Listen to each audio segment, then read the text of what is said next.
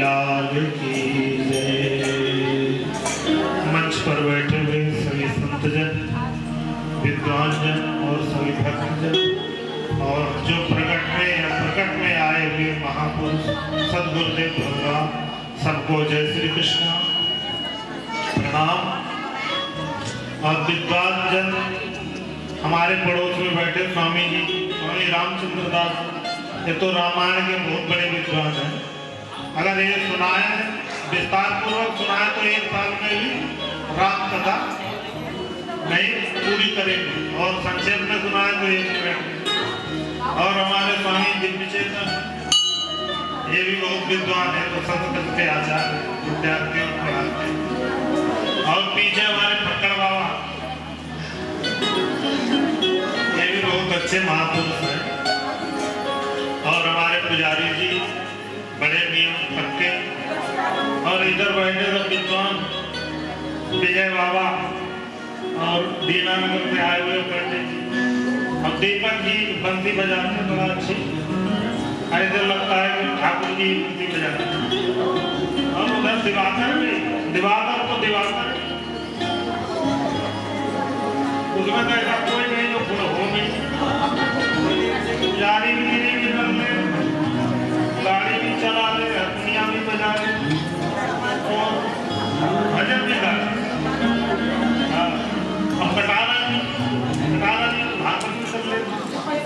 तो ऐसे ऐसे दिव्य लोग हमारे सभा में बैठे विद्वान। और इधर एक महेश्वरानंद स्वामी ये भी कथा करते हैं, अभी सुना रहे थे गोपाल विलास। और हमारे स्वामी ओमकारानंद जी महाराज, उन्होंने तो एक बार में ही शिव पुराण पढ़ी और पूरी सुना दी। इतना उनका दिमाग तेज, इतना विद्वान। अब पूरी आखिरी वाले दिन तो उन्होंने पूरी सुना दी संक्षेप में। तो इतने और एक हमारे शर्मा जी को बैठे काम ये खड़ाक्षी अपने और ये माताएं तो सुंदरकांड का पाठ पढ़वा बड़ा अच्छा करते हैं। हर मंगल को सुंदरकांड का पाठ, इनको लगता है याद भी हो गया होगा। तो चलो हम आप लोग बड़ाई नहीं करते, आपके अंदर बैठे हमारे ठाकुर जी गौ गोपाल की बड़ाई करते हैं। क्योंकि गीता में लिखा है ईश्वरा सर्वभूतानां हृदय से अर्जुन तिष्ठति ब्राह्मण सर्वभूतान यंत्रारूढ़ान माया। भगवान बोले श्री कृष्ण अर्जुन के कि हे अर्जुन, ईश्वर माने कि हम भगवान श्री कृष्ण ही तो ईश्वर है। भगवान गौ गोपाल ये तो ईश्वर है। उन्होंने कहा हम ही सबके हृदय में बैठे, हर जीवों के, कोई ऐसा जीव नहीं जिसके अंदर भगवान ना बैठे हो। सिया राम मैं सब जग जानी, करम प्रणाम जोरी जुग पानी। वो कह रहे हम तो सबके हृदय में बैठे, इसलिए तुलसीदास कहते हैं सिया राम में या कृष्ण में या राधा में, और पूरा संसार एक जैसा दिखने लगता है जब वैसी दृष्टि बन जाती भगवान। तो भगवान बोले कि जब भगवान ने कहा अनन्याश्चिंतयन्तो मां, कि जो मेरा भक्त अनन्य भाव से मेरा चिंतन करता है, मैं उसका योग क्षेम स्वयं वहन करता हूं। योग क्षेम का मतलब कि जो चीज उनके पास नहीं होती वो मैं लाके देता हूं, और जो चीज होती है उसकी मैं सुरक्षा करता हूं। भगवान ने अर्जुन पे कहा। और इसी बात को आप महाभारत में ले जाके देखिए। जब महाभारत में दोनों पक्षों में युद्ध होने को हुआ तो भीष्म को उधर बनाया गया महारथी और इधर धृष्टद्युम्न को। तो 4 दिन युद्ध हो गया था। तो एक दिन दुर्योधन ने भीष्म को उकसाया। उसने कहा बाबा आप लड़ते तो रोज 10,000 महारथी मारते, मगर पांडव तो आज तक अभी एक भी आपने नहीं मार पाया, और हमारे कई एक भाई भीम ने मार दी। लगता है आप जो है तन से हमारी तरफ से लड़ रहे हैं और मन से उनकी तरफ से लड़ रहे हैं। तो भीष्म को जब क्रोध दिलाया, तो अब जो क्रोध आता है तो किसी को भी आ जाए। अति संघर्षन कर जो कोई अनल प्रगट चंदन पे हुई, कि जब ज्यादा संघर्ष किया जाता है तो चंदन को चंदन पे भी रगड़ो तो अग्नि उत्पन्न हो जाती है। अरे चंदन क्या, हमारे विष्णु भगवान से सैया पे लेटे और शांता कारण है कि नहीं? अब वो भी अगर उनको भी क्रोध दिलाओ तो वो भी चक्र लेके दौड़े पड़ेंगे। तो भगवान विष्णु भी इतना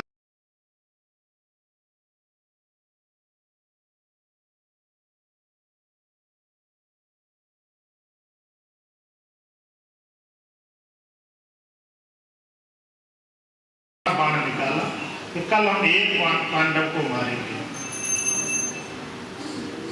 तो क्या हुआ कि जब उन्होंने कहा कि मैं एक पांडव को मारेंगे, तो इधर भगवान तो अंतर्यामी ठाकुर जी, उन्होंने सोचा कल मारेंगे तो किसको मारेंगे, मुख्य तो अर्जुन ही है, वो अर्जुन ही भीष्म सामने लड़ते हैं, तो भीष्म अर्जुन को ही मारेंगे।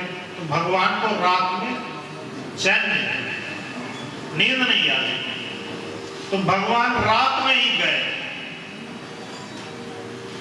रात में गए अर्जुन पास, और अर्जुन तो थके हुए आराम से खर्राटे मार के सो रहे।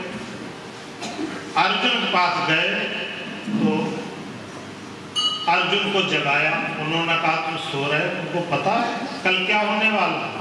उन्होंने कहा प्रभु आप हमारे सारथी, इसीलिए तुम आपको सारथी बना के लाए, और हम लोगों के भगवान सारथी हो जाए तो जीवन की नीला पार हो जाए। तो कहे हम आपको इसीलिए सारथी बना के लाए कि आप हमारे सारथी बने रहोगे तो हमारा कोई बाल बांका नहीं कर पाएगा। और अनन्यास चिंतयन्तो मतलब कि जो हमारा अनन्य चिंतन करता है, अर्जुन भगवान का अनन्य चिंतन करते थे, इसलिए भगवान की गोदी में खेलने वाला बच्चा फिर उसको क्या हो सकता है? भगवान तो हमारे माता पिता ही है, इसीलिए कहा जाता तुम्हें माता चपता तुम्हें। तो उधर भगवान ने अर्जुन को जगाया और हमने कहा चलो अभी हमारे साथ रात में। तो उन्होंने पूछा कहाँ, उन्होंने बताया आप हमारे साथ चलो और दुर्योधन के शिविर में चलो, और दुर्योधन पे एक पुराना वरदान मांग लेना। पुराना वरदान कौन सा था? पुराना वरदान जब पांडवों को वनवास के लिए भेज दिया गया था, जब भेज दिया वहां सब लोग चले गए तो जंगल में तो तकलीफ ही होती है, कहाँ खाना बनाना, फल लाए तो खाए, तो ऐसे लोग। तो इधर दुर्योधन ने और शकुनी ने, कर्ण ने, ये तो खल थे पूरे, तो इन्होंने विचार किया चलो इनकी हंसी उड़ाते हैं जंगल में चल के, और इनको जो है इनकी हंसी उड़ाएंगे और ये देखे कैसे नाना प्रकार के दुख झेल रहे हैं। तो ये लोग सब लोग गए सेना समेत हंसी उड़ाने। उधर इंद्र को पता लग गया कि ये लोग पांडवों की हंसी उड़ाने जा रहे हैं, तो उन्होंने अपने यक्षों को भेज दिया। यक्षों और पांडवों में युद्ध हो गया। तो उसमें पांडवों में, यक्षों में और कौरवों, गलती, तो यक्षों में और कौरवों में युद्ध हुआ। तो यक्ष ने दुर्योधन को बांध के अपने रथ में डाल दिया और लेके जा रहा था ऊपर।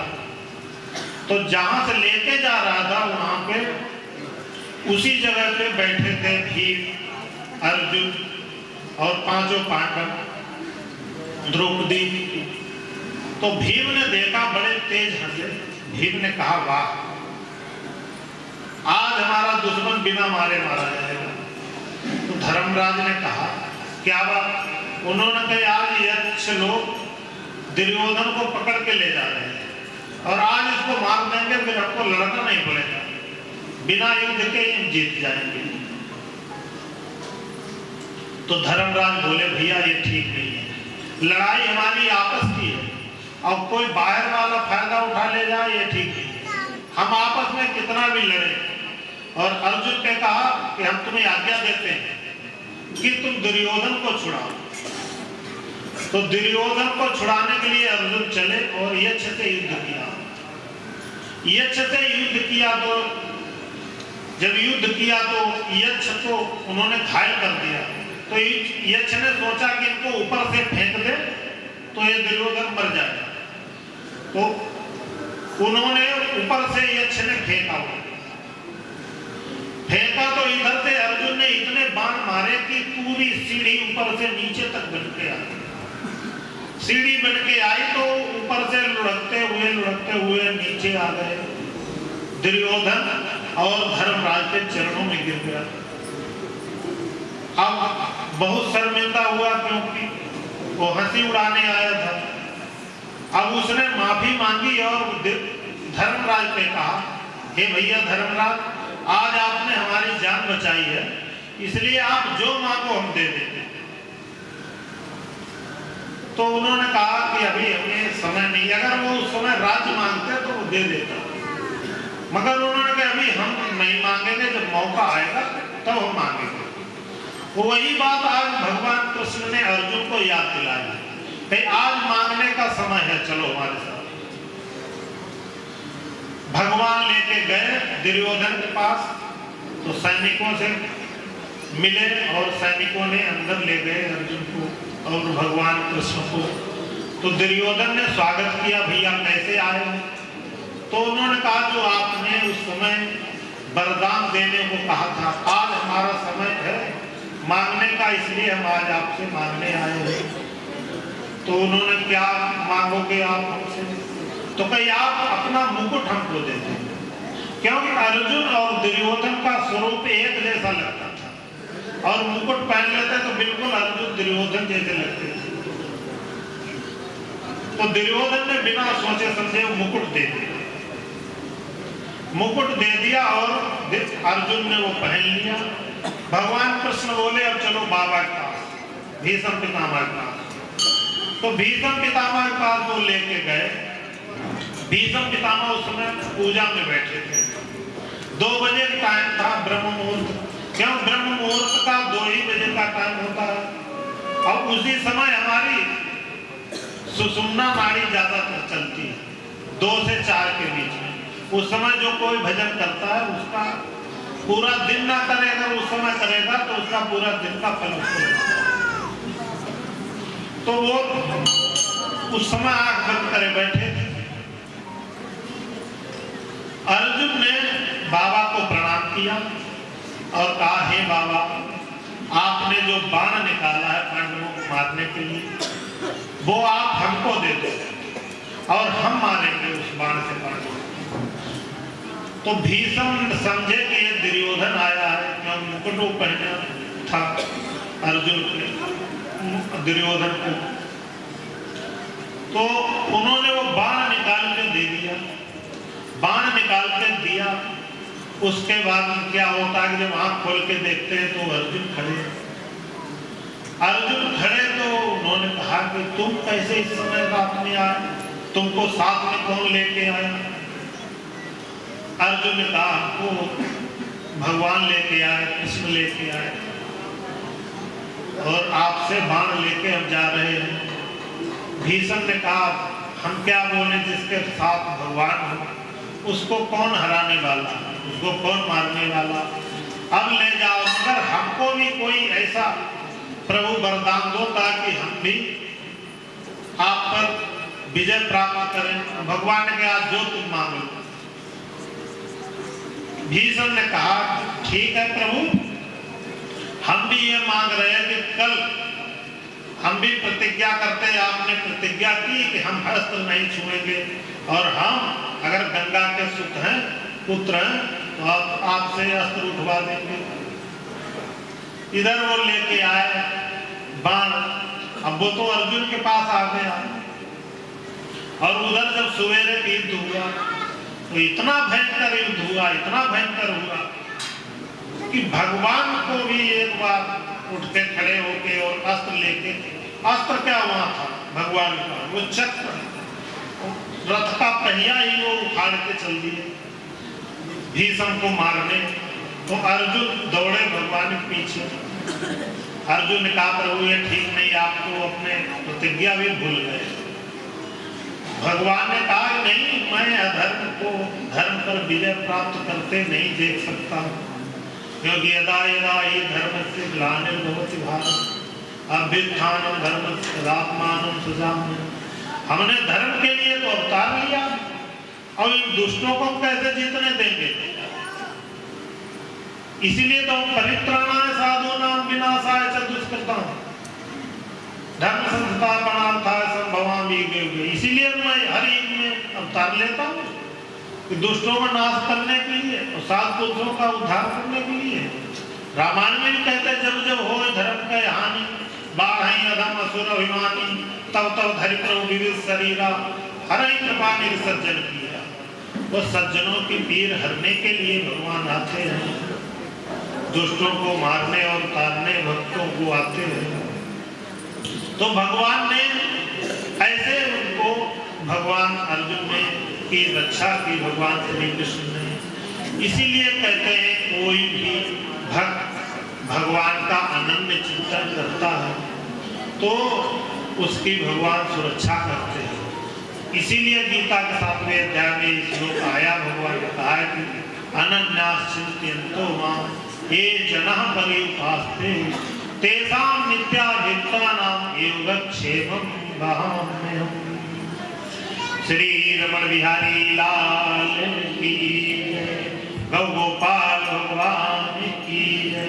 इन्हीं शब्दों के साथ हम अपनी वाणी को श्री ठाकुर जी के चरणों में वंदन करते हैं, अभिनंदन करते हैं। श्री रमण बिहारी लाल की जय। बोले गुरुदेव भगवान की। तो ये बड़ा ही आनंद आया है प्रकरण का। आइए अब हमारे तीना नगर सितारे हुए स्वामी राम प्यारे दास जी भी अपनी अमृत वर्षा करेंगे। स्वामी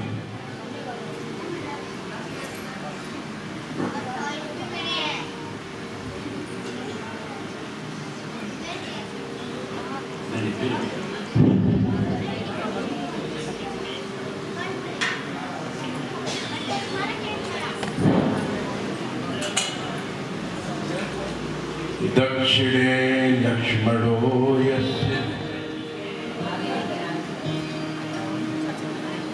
वामे च जनका मदा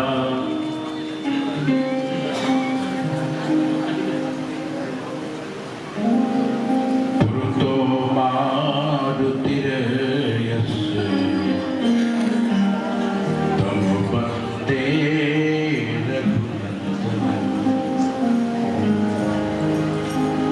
भक्ति भक्त भगवंत गुरु चतुर नाम बपुए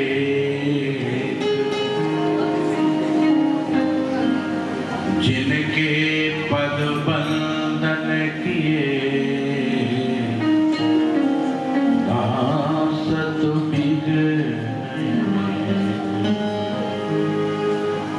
सुतदारा अरुदक्षिमी पापिव के भी हो संत समागम हरि कथा तुलसी दुर्लभ तो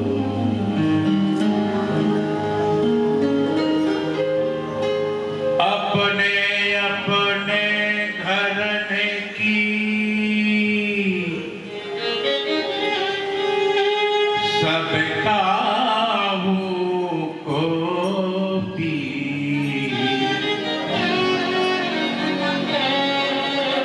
तुम्ही पीर सब करन की धन धन श्री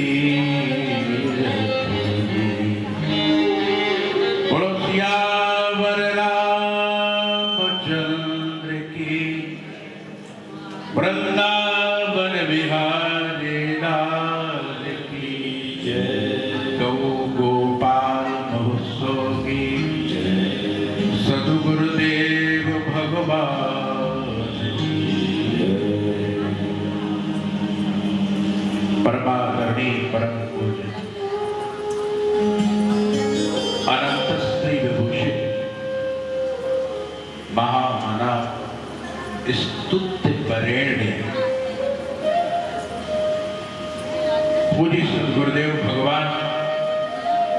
जिनकी ही मेहंदी अनुकंपा से हम सभी लोग ये वर्ष में ये सत्संग उत्सव का आनंद लेते हैं, ऐसे पूज्य गुरुदेव भगवान, मंच पर बैठे हुए समस्त गुरुबंधु, वाम भाग में हमारे महाराज जी और दाहिने तरफ पृष्ठ भाग में सभी गुरुबंधु, संगीत वर्ग, हिमाचल के परिवेश में रहने वाले हमारे शास्त्री जी, दीनानगर वाले महाराज और सब उपस्थित भगवत स्वरूप श्रोता समाज, माताएं एवं बहनों, आप सभी को सप्रेम कोटि बार जय श्री राम।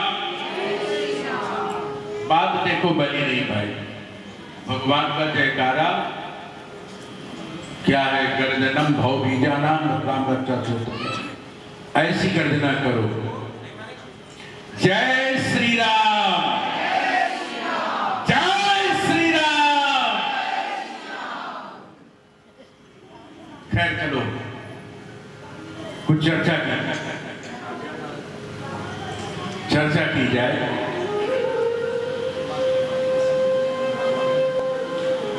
बड़ा सौभाग्य है हमारा, हम सभी लोग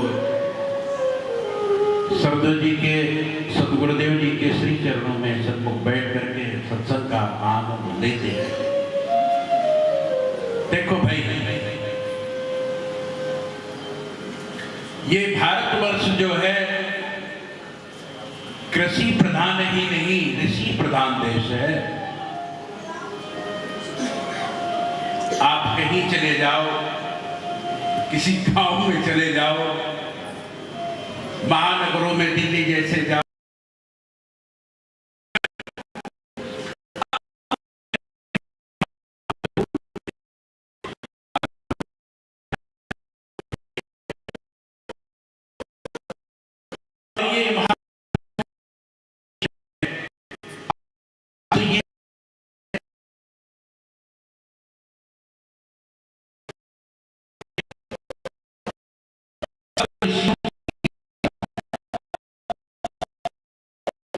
आप कहोगे ये बात कैसे कह रहे हो, दावे से क्यों कह दिया?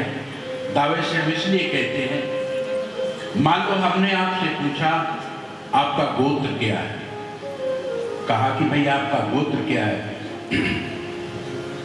आपने कहा हमारा भरद्वाज गोत्र है।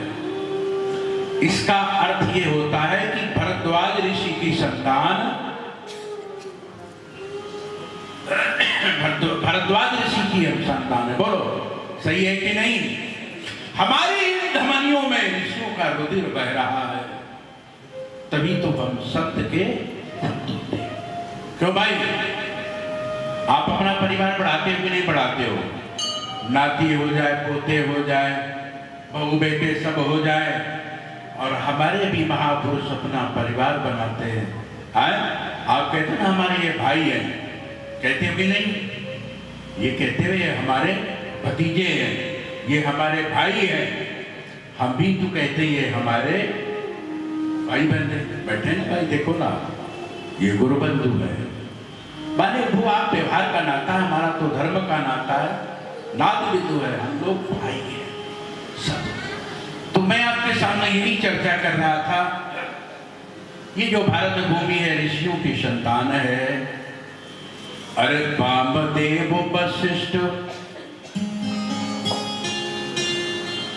वाल्मीकि व्यास आदि, वामदेव वशिष्ठ जावाल आदि, एक से एक ब्रह्म ज्ञानी हुए। बोलो, हमारे सनातन को कोई चैलेंज दे सकता है? कोई न कोई महापुरुष आके पहलवान बन जाता, आओ दो चैलेंज हम खड़े। क्यों भाई, सही है कि नहीं? माता जी के सुन लो, हाय हाय हाय हाय। नारद से संतो सती अनसुईया सो।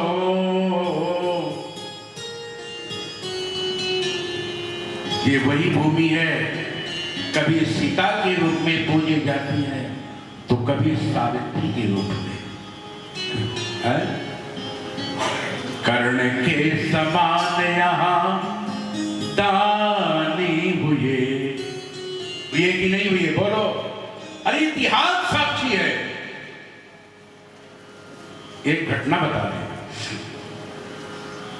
इस वर्ष वर्षा ऋतु में, बरसात में इतनी बारिश हुई, इतना वर्षा हुई कि हमारे हिमाचल प्रदेश में बहुत नुकसान हुआ। बह गए लोगों के घर, और हमारे हैं पांचाल प्रदेश पंजाब से, दीनानगर, पठानकोट, गुरदासपुर, भक्त जी सब बैठे मिलते रहते हैं आपस में। हमारे तो भाई हैं, कौन बाहर के हैं। तो वहां पर इतना मतलब बारिश हुई, बाढ़ आई कि लोगों के घरों में 8 फुट पानी भर गया। ये नहीं पता लग रहा था कि दरवाजा किधर, इतना पानी भर गया, इतना पानी भर गया। सेवा किया लोगों ने, सभी पूरे भारतवर्ष सब लोगों ने बड़ी सेवा की। वाह, चलो वो समय चला गया, वर्षा समाप्त हो गई, आ गई शरद ऋतु, ठंडी समय आई कि नहीं आई?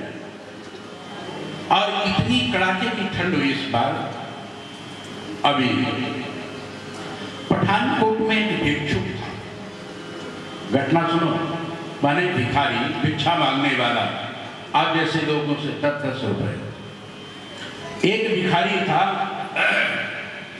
उसने देखा कि ये दैवी आपदा पड़ी है, लोगों के घरों में पानी भर गया, फसलें खराब हो गई, सब बर्बाद हो गया। उस भिखारी ने क्या किया,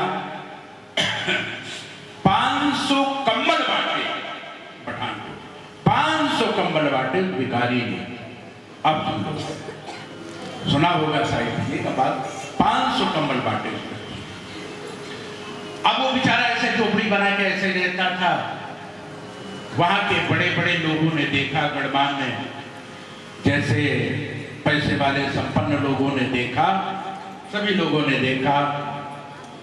बोलो सद्गुरुदेव भगवान की जय सिया राम, जय जय सिया राम, सिया राम, जय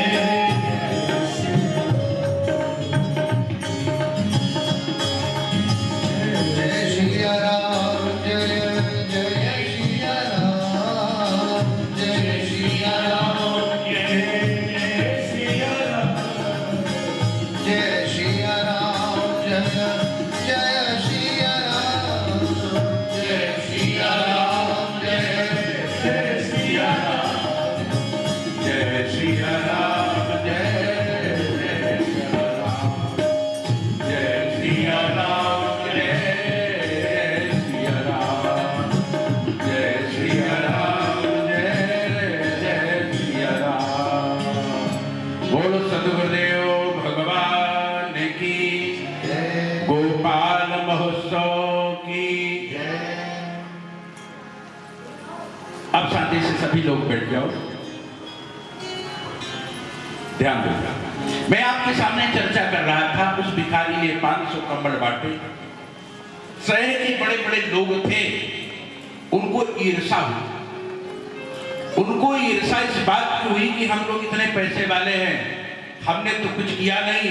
एक साधारण भिखारी जाकर के कंबल बांट रहा है, वो भी 500 कंबल। महाराज कई लोग वहां गए और जाने के बाद में उसकी तलाशी लेने लगे, उसकी तलाशी लेने लगे। तो जहां वो भिक्षुक सोता था, जहां उसका बिस्तर लगा था, उसके बिस्तर से 2 करोड़ रुपया निकले। 2 करोड़ रुपया, बोलो। तभी तो ये कहते हैं भारतवर्ष सोने की चिड़िया है। ये भारतवर्ष सोने की चिड़िया है। एक भिखारी के बिस्तर में 2 करोड़ 500 कंबल बांट रहा है। ये है भारतवर्ष। कर्ण के समान यहाँ दानी हुए। ऐसा था हिंदुओं के भाग्य का अतीत, एक से एक ब्रह्म ज्ञानी हुए। हम लोग बड़े भाग्यशाली हैं, हम भारत के भरत। ये भारतवर्ष का नाम कैसे पड़ा आपको मालूम? महाभारत में कहते हैं भरत नाम का पुत्र था वाला, जो शेर को पकड़ के उसके दांत गिन रहा था, कितने दांत मुंह पकड़ के। हम भारत के भरत खेलते सिंहों की संतान से, दुनिया में कोई देश नहीं बढ़कर हिंदुस्तान। बड़ी बड़ी आपदाओं से बढ़कर अरे है यहाँ की चिनगारियां। कांटे पहले, गुलाब का पेड़ देखा आपने? कांटे होते नहीं होते? कांटे पहले फूल बाद में देती है फुलवारियां। कहीं चहल यदि कहीं पहल, कहीं चहल और कहीं पहल, जीते मरते शान से। एक हिमाचल में एक महात्मा जी थे, वृद्ध हो गए। वृद्ध होने के बाद में क्या हुआ, एक दिन उनके मन में आया तो अपने लिए समाधि बनाने लगे। दिन में मिस्त्री आए, मजदूर आए, वो बनाए। महात्मा जी बैठ करके बनवाते थे। लोगों ने कहा महाराज कर क्या रहे हो? अरे कहते हैं अपना इंतजाम कर रहे हो। क्या कर रहे हैं? ये काम कौन करेगा? महाराज वो समाधि बनाते बनाते उनको 10-15 दिन हो गए। जैसे वो समाधि बन गई, समाधि उधर बनी, उधर महाराज जी ने क्या किया, अपना शरीर छोड़ दिया। ये सत्य घटना है, सत्य घटना, सत्य। उधर समाधि बनी, तैयार हुई, और उधर महाराज जी ने अपना शरीर दिया। शरीर बोलो तो कहीं चहल यदि कहीं पहल। देखो ये दुख की बात नहीं है। मैं एक बात बताऊं, मरते तो हम रोज हैं, मरते तो भैया रोज है। कैसे मरते? आप रात्रि पर विश्राम करते हो कि नहीं करते हो? बोलो। रात्रि पर सोते हो कि नहीं सोते हो? और सुबह जगते हो। ये क्या है? ये मरना ही है। कई लोग कहते वो तो सोते रह गए। क्या कहते हैं? कहते रात में सोए बस सोते रह गए। मरते तो हम रोज हैं, लेकिन जिस समय मरते हैं वो सदा के लिए, फिर मरना ही बंद हो जाता है। बोलो, एक बार मरते हैं कि बार बार? माने कहने का मतलब मरते रोज है, लेकिन जिस समय हमारी मृत्यु हो जाती है हम सदा के लिए मरना ही समाप्त हो जाता है। कहीं चहल यदि कहीं पहल, और रोते मरते शान से, दुनिया में कोई देश नहीं ये बढ़कर हिंदुस्तान से। मैं आपके सामने यही चर्चा, अरे आप लोगों ने कथाएं सुनी होगी। कथा सुनते पुराणों की कि नहीं? बोलो। इतिहास की कथा सुनते हो कि नहीं सुनते हो? हमने आपके सामने ऋषि मुनि हुए, बड़े बड़े संत महात्मा हुए, बड़े बड़े ब्राह्मण हुए। कैसे कैसे ब्राह्मण हुए? आप कथा सुनते हो कि कृष्ण सीति सखा कशित, ये ब्राह्मणों ब्रह्म वित्तमा और विरक्त इंद्रियार्थे प्रशांतात्मा।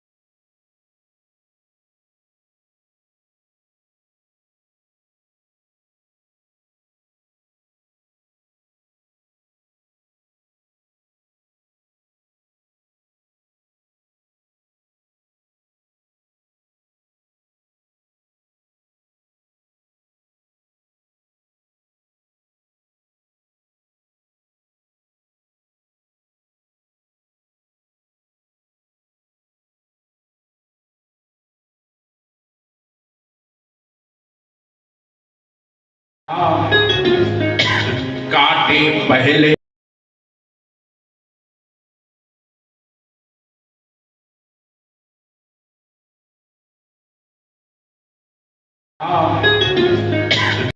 काटे पहले गुलाब का पेड़ देखा है आपने? काटे होते कि नहीं होते?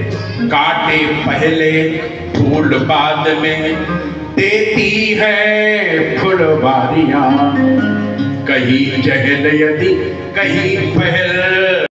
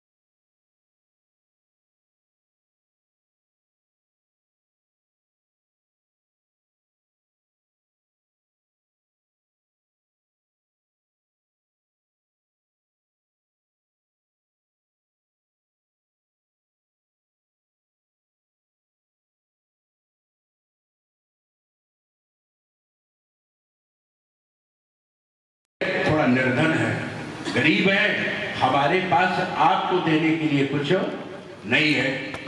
अच्छा, अब रही बात, यदि आप ऐसी बात है तो हम एक आपको वचन देते हैं।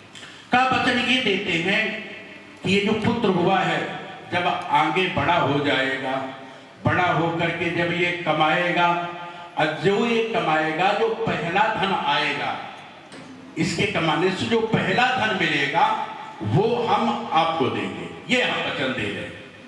उस भाई ने उस बात को स्वीकार कर लिया, मान लिया, कहा ठीक है। देखो ये है विश्वास, आप समझ रहे हो ना, ये हमारे पूर्वजों का ये विश्वास है, ये श्रद्धा है। तो उस समय क्या हुआ कि ये बात तो तय हो गई।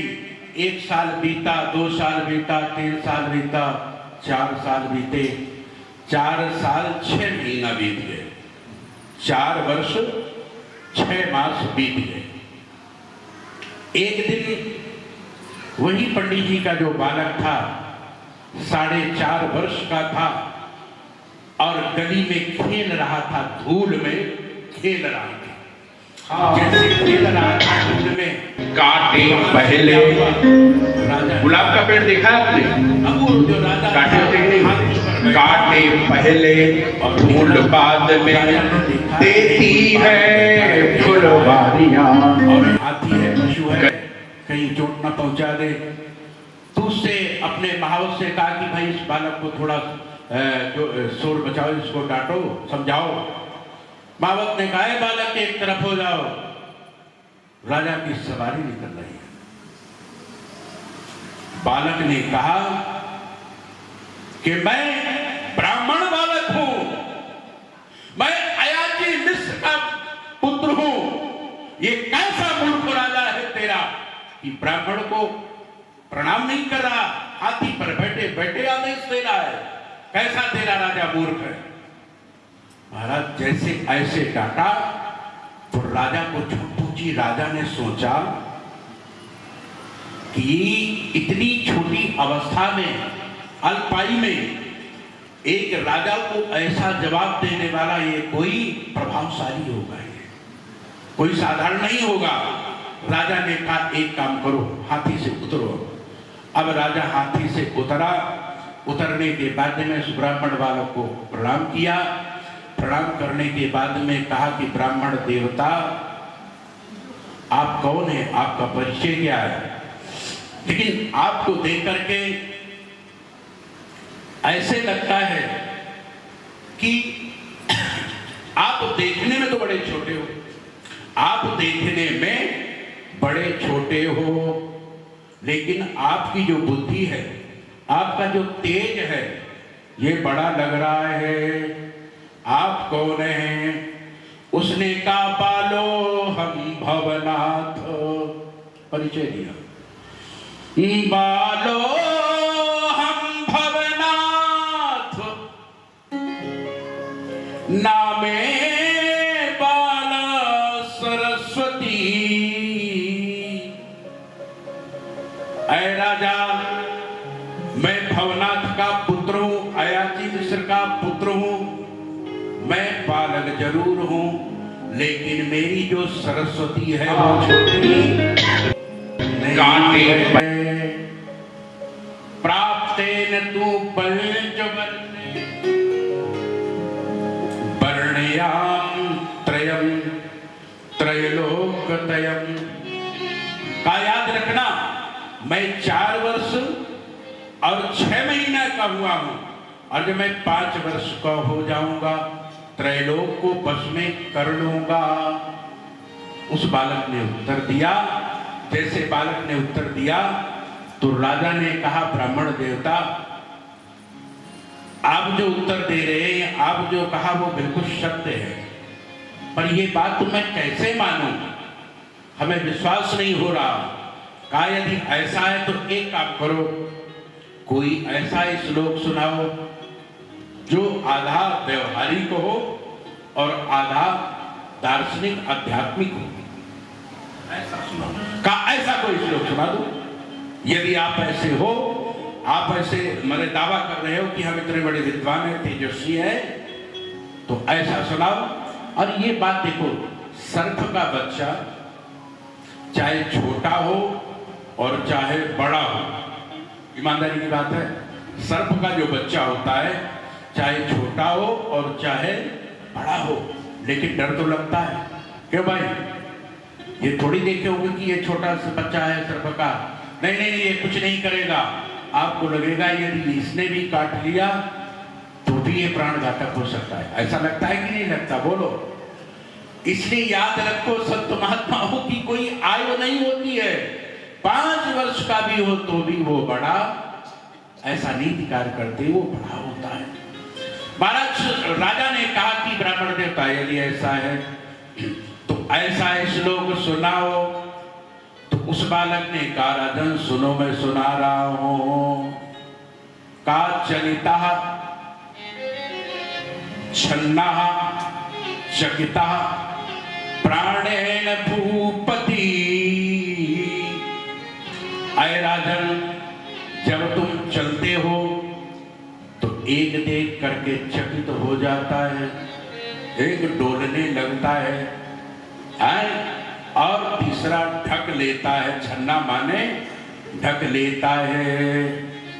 अच्छा, कहा ये तो बात आपकी सत्य है, लेकिन इसमें इसका दूसरा रूप क्या है? तो व्यवहारिक रूप आपने बता दिया। बोले इसका आध्यात्मिक रूप है, सहस शीर का सहस राक्षा साहस पात। कहते 1000 फन वाला, 1000 फन वाला, अर्थात जब आप चलते हो तो 1000 फन वाले जो हैं अर्थात शेष डोलने लगते हैं। सहस्र नेत्रा, 1000 नेत्र वाले कौन? कहा इंद्र जो है डरने लगते हैं। 1000 नेत्र वाले इंद्र डरने लगते हैं। गौतम ऋषि ने श्राप दे दिया था ना, कब चित्र नेत्र हो जाए, सही है ना? तो बोले डरने लगते इंद्र। सहस्रपाद, 1000 पद वाले, पैर वाले भगवान सूर्य, आप जब जलते हो तो ये वायुमंडल आकाश जो है धूल दूषित हो जाता है, अर्थात सूर्य देवता को छन्ना ढक लेता है। काहो ढक जाते हैं, ढक जाते हैं। तो उस समय क्या हुआ? उस राजा ने क्या किया? उसने कहा वास्तव में ये ब्राह्मण बालक विद्वान है, तेज है, यशस्वी है, गलती तो हमारी हुई है। क्यों? कि हम भले राजा हों, लेकिन हमारे राज्य में ऐसे ऐसे अयाची तपस्वी ब्राह्मण पड़े, हम उनकी सेवा नहीं कर रहे। बस उस समय क्या हुआ? उस राजा ने उस बालक को उठाया, गोद में उठाने के बाद में हाथी बिठाया, कहा कि ब्राह्मण देवता अब तुम हमारे घर चलो, महलों में चलो। वहां ले गया। वहां ले जाने के बाद में जाकर के उस ब्राह्मण बालक से कहा कि ये खजाने को खोल दिया। कहा ये खजाना है, अब ये हमारा नहीं है, ये आपका है, जितना चाहो सब ले जाओ, सब ले जाओ, जितना चाहो ले जाओ। उस बालक ने क्या किया? आप माने 450 वर्ष का था, कितने बड़े हाथ, कितना छोटा बच्चा था, उसने ऐसे हाथ लगाया। हाथ लगाने के बाद में देखा राजा ने, कहा कि ऐसा करो, जहां तक इस बालक ने हाथ लगाया है, जहां तक इस बालक ने हाथ लगाया है, बोले जितना ये सोना है सब बोरियों में भर दो और जाकर के इस ब्राह्मण के घर में दे दिया। वहां डाल दिया। ये कोई ऐसी बातें नहीं है, ये मैं कथा तो पुराणों की सुना रहा हूं, पर ये सत्य आज भी कलयुग में वर्तमान समय में भी है। ऐसी बातें वर्तमान समय में है। हम जहाँ रहते हैं पंजाब में, वहाँ एक वैष्णव गद्दी है पिंडोरी धाम, वैष्णव गद्दी है पिंडोरी धाम। तो वहाँ उस समय हमारे यहाँ मुगलों का राज था।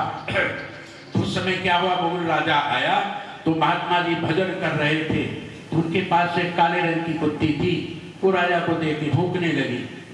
और महात्मा जी भजन के पास में आए, कहते हैं बाबा जी ये बताओ ये कुत्ती क्यों भूख रही है तुम्हें, शोर क्यों बजा? बोले ये भूखी है। कहा ये भूखी है? कहा ये भूखी है, इसे भूख लगी है तो खाएगी क्या? बोले 1.25 किलो अफीम, 1.25 किलो अफीम। तो राजा ने 1.25 किलो अफीम खिला दिया उसको, खिला दिया, फिर भी भूखने लगी। बोले तो राजा जो था वो प्रभावित हो गया। उसने कहा कि आप क्या चाहते हो, आपको क्या चाहिए आप बताओ। उन्होंने कहा कि हमें कुछ नहीं चाहिए, हमें तो भाई भजन करना है, आप आ गए और आप हमसे क्या चाहिए, क्या चाहिए, व्यर्थ में याचना, हमें तो कोई आवश्यकता नहीं। अब महाराज उस कुत्ती ने क्या किया कि वो अफीम खाई हुई थी और वो कुत्ती चल पड़ी, घूमती घूमती घूमने लगी और जहां जहां तक के घूम के आई, राजा ने कहा महात्मा जी से कि ये जितनी भी जमीन है सब आपकी है, सब आपकी है महाराज। आज भी उस आश्रम में इतनी जमीन लगी है 500 किलो तक, महाराज वहां पर सारी संपत्ति है। ये आज भी घटना, ये कलयुग की बात बता रहा हूं, कोई त्रेता द्वापर की बात नहीं बता रहा हूं, वर्तमान समय की बता रहा हूं, इस समय की। देखो ये तो सत्य है, जो पहले था, बीच में है, बाद में है, वही सत्य है, वही सत्य है। ये जितने भी महापुरुष हैं ये पहले भी थे, आज भी है और आगे, पहले भी थे, आज भी हैं और आगे भी ये महापुरुष वेश बदल बदल के आते रहते हैं। संत ब्राह्मण बड़े विद्वान महापुरुष आते रहते हैं। एक घटना मैंने सुनी है, हमारे होशियारपुर में एक शास्त्री जी थे, ज्योतिष के बहुत बड़े विद्वान थे, ज्योतिष के बहुत बड़े विद्वान थे। और इतने बड़े विद्वान थे वो शास्त्री जी, इतने बड़े विद्वान थे कि ज्योतिष के माध्यम से माने विचार करके ये बता देते थे कि आप पूर्व जन्म में क्या थे, बता देते, दावे से बता देते थे। हमने वैसे देखा नहीं है उनको, लेकिन मैंने सुना है। भृगु शास्त्री जी उनका नाम था, तो वो बता दिया करते थे। एक बार राजस्थान के कुछ लोग आए, भक्त लोग आए, कुछ भक्त लोग आए इधर बीकानेर क्षेत्र की तरफ से, और वहां से आने के बाद में आए और आने के बाद में पूछने लगे। पूछने के बाद में शास्त्री जी से उन भक्तों ने कहा महाराज ये बताओ, हम जिस क्षेत्र में हैं उस क्षेत्र में एक हमारे यहाँ महापुरुष हुए हैं, एक संत हुए हैं, एक संत हुए हैं, तो हम ये जानना चाहते हैं कि वर्तमान समय में तो उनका जन्म जो है कुंभाना में है, माने राजस्थान में है, इस वर्ण से है, ऐसा उन्होंने बता दिया। तो कहा ये बताओ अगले जन्म में वो क्या थे, ये पूछा अगले जन्म में वो क्या थे। तो शास्त्री जी ने विचार किया और विचार करने के बाद में शास्त्री जी ने कहा कि वो जो महात्मा जी हैं वो महात्मा विदुर के अवतार है। कहा ये महात्मा विदुर के अवतार है। तो भक्तों ने कहा कि शास्त्री जी ये बात तो आपकी सही है, पर हमें विश्वास कैसे हो? उन्होंने कहा कि वो गीता का प्रचार करते हैं और ऋषिकेश में गीता भवन में रहते हैं, और जब वो भगवान को प्यारे होंगे, भगवान माने ब्रह्मलीन होंगे, तो गीता के अमुक श्लोक की व्याख्या करते, उसी पे सत्संग करते करते और वो ब्रह्मलीन हो जाएंगे। और वो कोई नहीं है, वही है परम सत्य स्वामी राम सुखदास जी महाराज। वही महाराज उन्होंने ये बता दिया, और जैसे बताया, जो जो घटना बताई वही घटना आगे घटी। ये है भारतवर्ष। यहाँ न ब्राह्मणों की, विद्वानों की कमी है, न यहाँ संतों की कमी है। बस बात सिर्फ ये है कि हमारे देखने की दृष्टि, हमारे देखने की दृष्टि होनी चाहिए। ताड़ुका के सामने, ताड़ुका के सामने भगवान खड़े, फिर भी सुनी ताड़ुका क्रोध करके धाई। संत महापुरुष मिलते हैं, सामने खड़े, फिर भी हमें लाभ नहीं मिल रहा है। मैं आपके सामने ये चर्चा कर रहा था, कोई मत है। वहां पर क्या हुआ, जितना भी सोना था, जितना भी हाथ लगाया उस ब्राह्मण ने, जितना भी सोना था सारा बोरियों में लादने के बाद में उस राजा ने उस पंडित जी के घर में भेजा। पंडित जी ने उस धाये को बुलाया, पंडित जी ने उस धाये को बुलाया। बुलाने के बाद में कहा, देखो भाई, ये पुत्र है जिसका जन्म हुआ था आपके हाथों में, अब इसकी पहली कमाई है, आप सारा ले जाओ। तो उसने कहा, नहीं, हमें उतना ही चाहिए जितना हमारा फल था, और ज्यादा नहीं चाहिए। ब्राह्मण देवता ने उनको दिया। और इस तरह से मैं आपके सामने चर्चा कर रहा था। मैं पहले पूर्व में कहा था भाई कि वशिष्ठ, वामदेव, वशिष्ठ, वाल्मीकि एक से एक महान ज्ञानी हुए। ये है भारत भूमि। यहाँ तो वीर भोग्या वसुंधरा है। यहाँ न सतियों की कमी है, न सूरवीरों की कमी है, न संत महापुरुषों की कोई कमी नहीं है।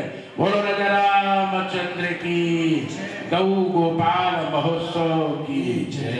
शेष फिर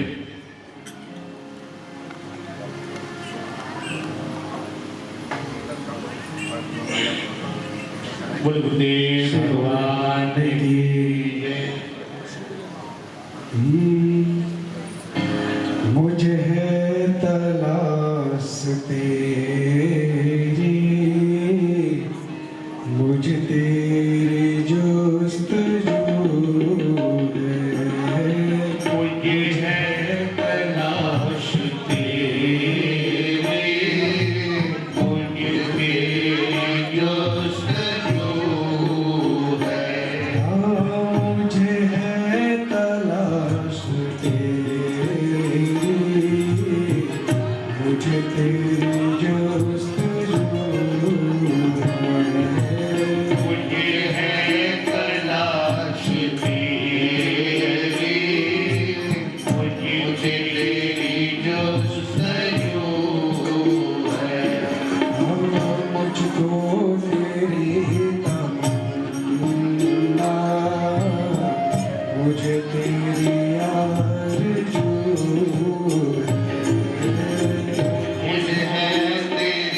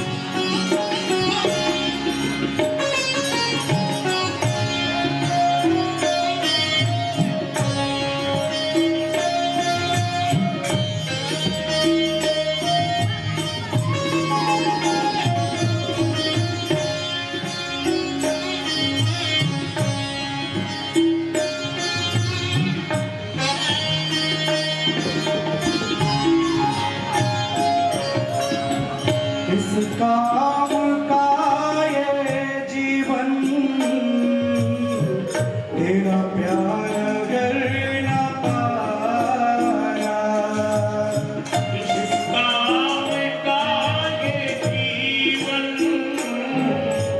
तेरा प्यार किस काम का ये जीवन तेरा प्यार अगर न पाया शाम का ये जीवन तेरा प्यार करना पाया तुझसे ना दिल लगाया तुझको अगर रिझाया तुझसे लगाया तुझको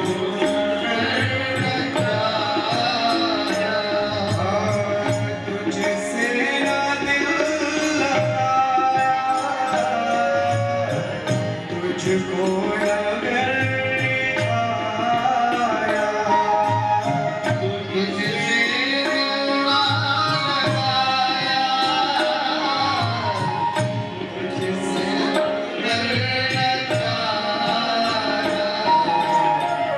तुम बिन अंधेरी दुनिया सुनसान चार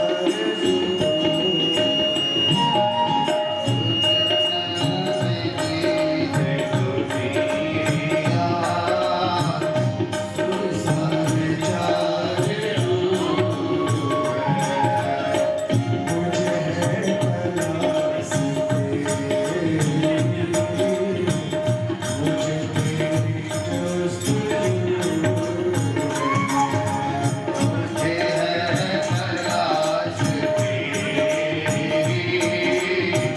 मुझे तेरी जस्तजू मुझे तेरी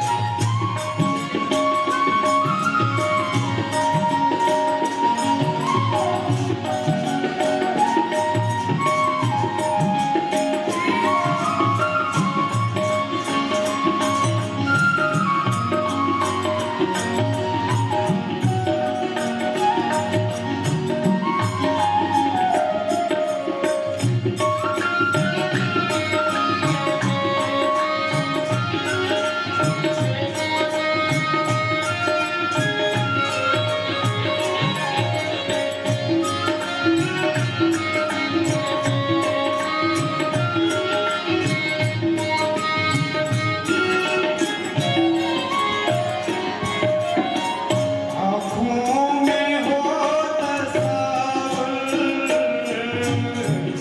दिल में हो याद तेरी आँखों में हो तस्वर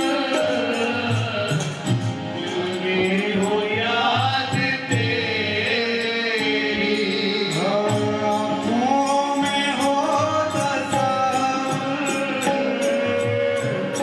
दिल में हो याद तेरी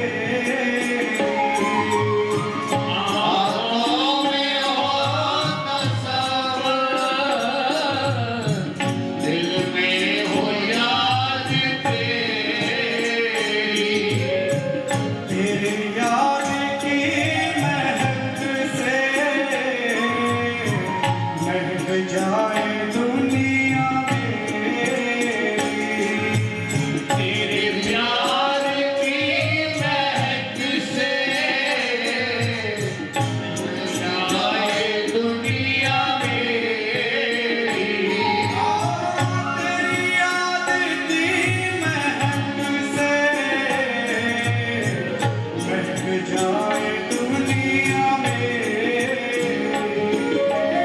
तेरे प्यार